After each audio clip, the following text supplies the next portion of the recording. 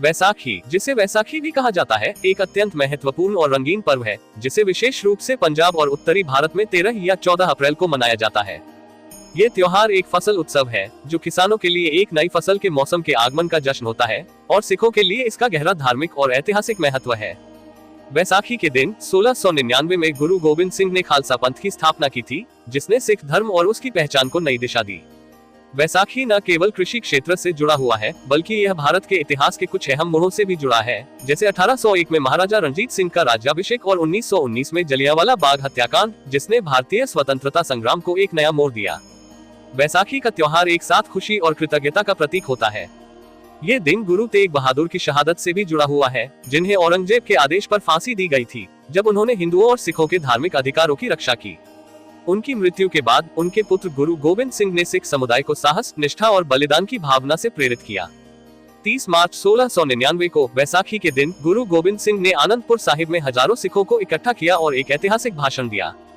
इस दौरान उन्होंने 5 सिखों को अपने प्राणों की आहुति देने के लिए चुनौती दी। जैसे ही 5 लोग आगे आए, गुरु ने उन्हें खालसा का पहला सदस्य बना दिया, और यही 5 प्यारे सिखों के लिए आदर्श बन गए। वैसाखी इस प्रकार सिखों के साहस, एकता और बलिदान की भावना का प्रतीक बन गई। ये पर्व मुख्य रूप से पंजाब में एक फसल उत्सव के रूप में मनाया जाता है, क्योंकि यह रबी फसल के अंत और गेहूं जैसी महत्वपूर्ण फसलों की कटाई का समय है।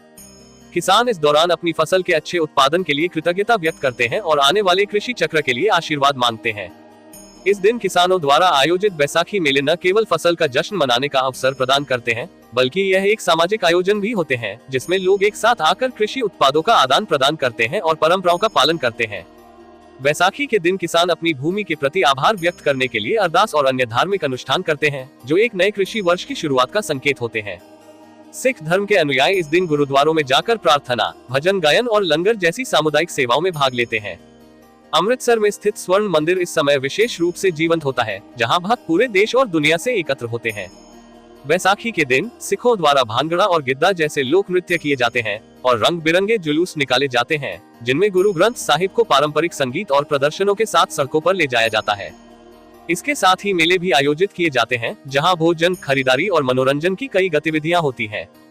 ये त्योहार सांस्कृतिक रूप से भी बेहद महत्वपूर्ण है, क्योंकि इस दिन परिवार एक साथ आते हैं, पारंपरिक चमकीले कपड़े पहनते हैं और स्वादिष्ट त्योहारी व्यंजन जैसे सरसों का साग और मक्की की रोटी का आनंद लेते हैं। बैसाखी का उत्सव हिंदू समुदाय द्वारा भी मनाया जाता है, जो इसे भगवान राम के अयोध्या में राज्याभिषेक के दिन या हिंदू कैलेंडर के सौर वर्ष के प्रारंभ के रूप में मनाते हैं।